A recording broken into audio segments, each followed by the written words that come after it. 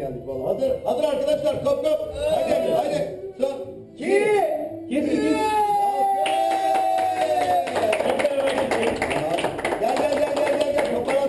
Gel. Toparlan sen de. Hadi. Son, 2, 3. Hadi.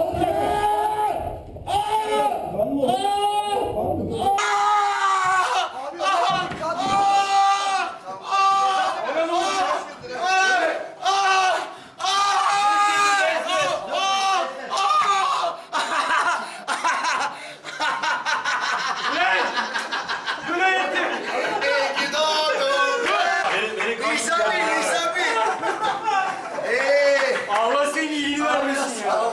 Bugün 1 Nisan diye sevgili arkadaşımıza, daha doğrusu sevgili Vedat Çağırgan'a bir şaka yapmak istedik. Bugün doğum günü, Nisan 1 dedik. İşte daha önce o bana şaka yapmıştı. Şimdi sıra bende ama neredeyse kalpten gidiyor da özellikle Ömer Köroğlu'nun kan tutuyor demesi, bayılması güzeldi. Bence inandırıcı olduğu gibime geliyor. Korktun büyük bir ihtimal sende. Çok fena oldu.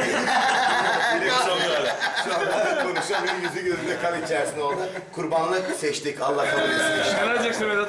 Ya intikam bekliyordum da doğum günümde beklemiyordum, kötü oldu yani. Doğum gününde kahraman olacağım tahmin